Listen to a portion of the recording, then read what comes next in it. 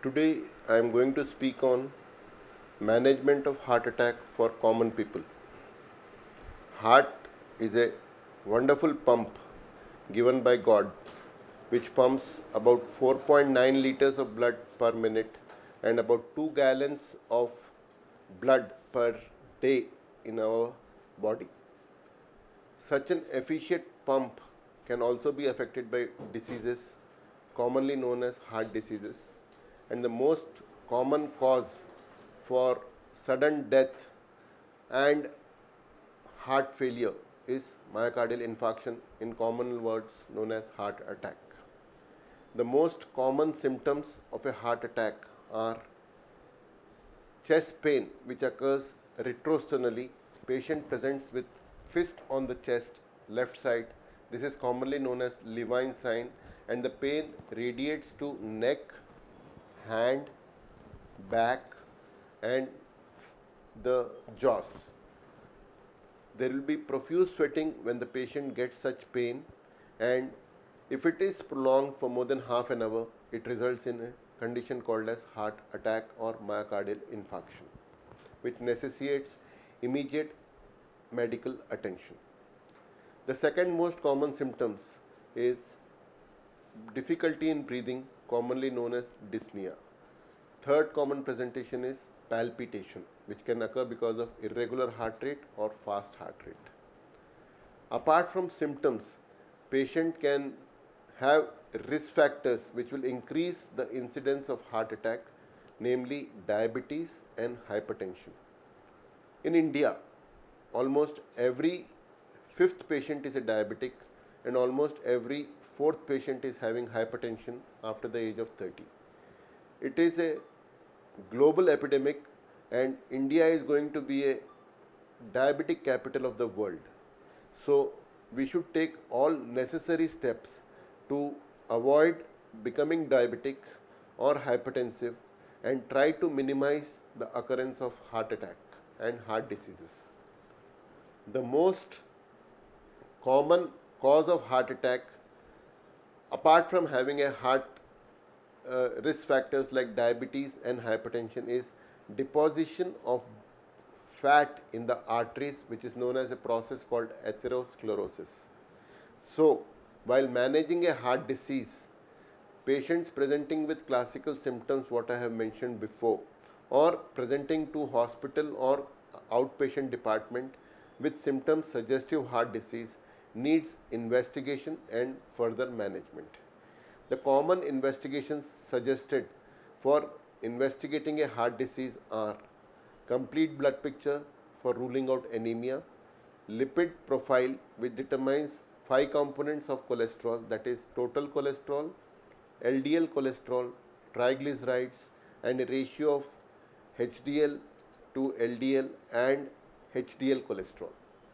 The most dangerous among all this is LDL. If the patient has heart disease, then his LDL cholesterol should be kept at prescribed levels. So let us discuss scenario one by one.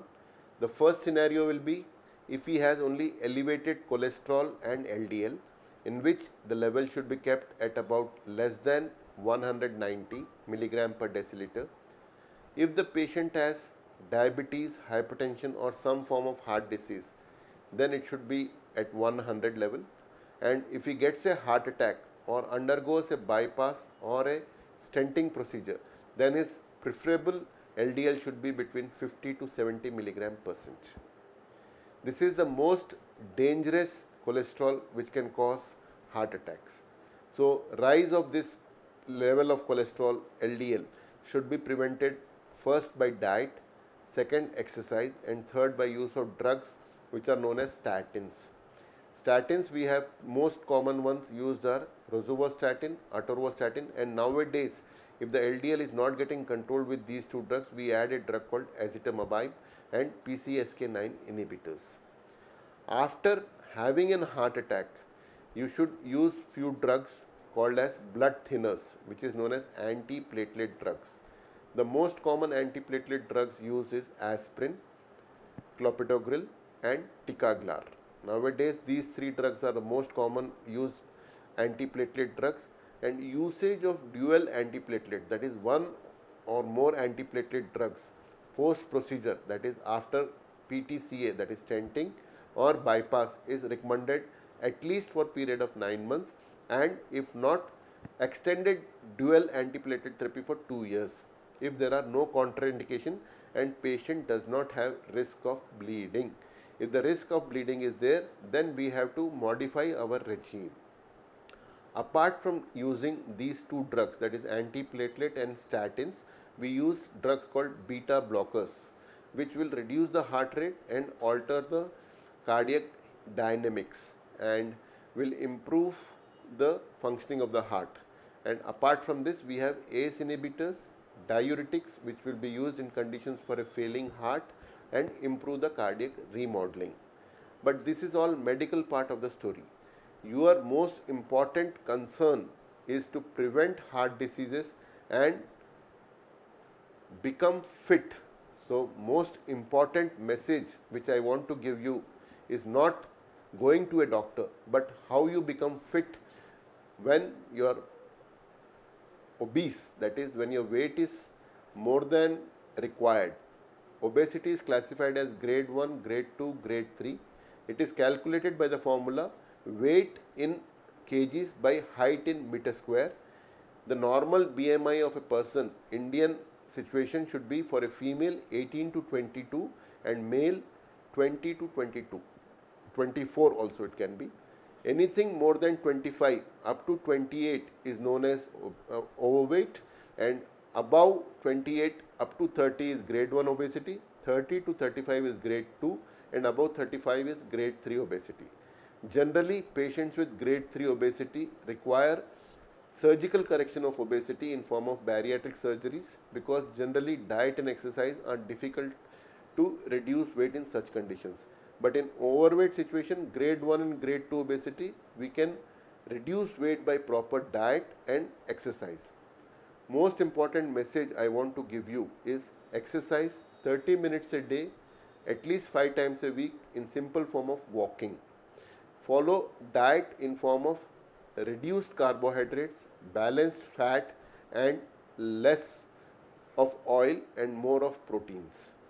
By the term carbohydrate, I mean use less of rice, less of potato and potato-like vegetables.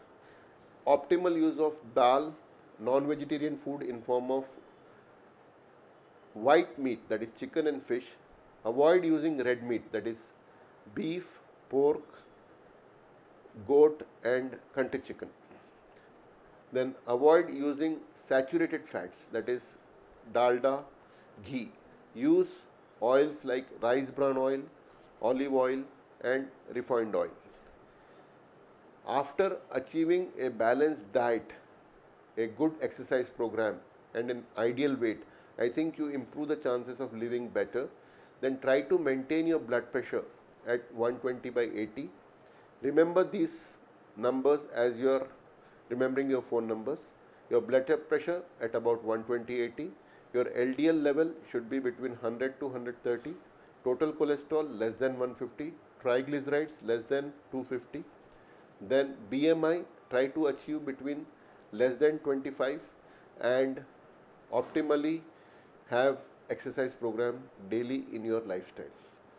Thank you, and let us see few pictorial representations which I have stored for you. It will help you to understand the disease better. First, I would like to tell you the latest treatment modality, that is PTCA. So, let us go to one pictorial representation. PTCA, this is a beating heart. This is 2 types of catheterization. One is a transfemoral. We go through the femoral route. This is the femoral artery below umbilicus, and this is how it joins. We go to the heart via femoral route. This is one of the routes of going. You can just see going to the heart. Then these are the arteries which are supplied by the heart. Then it can be the other method of catheterization, that is the radial route. transradial. This is through the hand. Nowadays we are practicing more of this. We don't have to make the patient lie for more than 2 hours in the bed when we do this type of procedure. We just use the radial artery and opacify the arteries. So this is how we go for catheterization. And after that, the method of removing the block is known as angioplasty. You can just see, I will just show you what is stenting.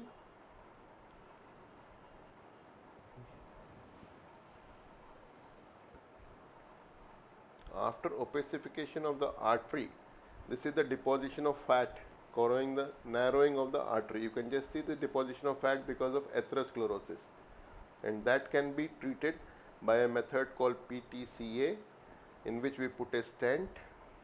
This is the balloon. We dilate the balloon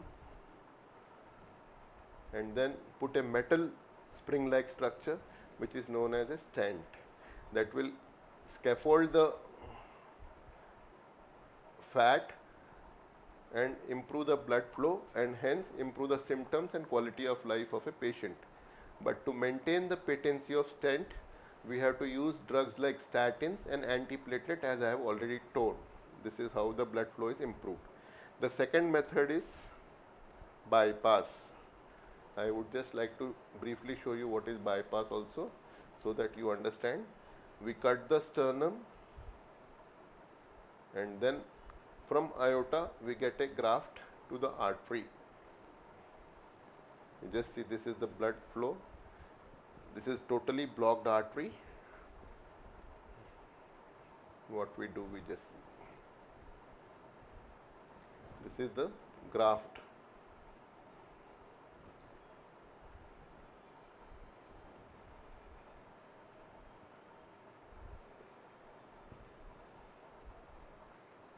This is the graft we get. The blocked artery, which was this, we put it across it so that the blood flow is restored. When the blood flow is restored, the symptomatology, this is the graft which we have given, and this goes across the block which was there and improves the blood flow to the muscle of the heart, and this is what is known as bypass. By doing these procedures, we mechanically correct the block and try to improve the quality of life, and risk to the patient about hospitalization and death is reduced. But bottom line remains, we have to exercise, take drugs properly, maintain proper weight, and visit your doctor regularly after these procedures. Thank you.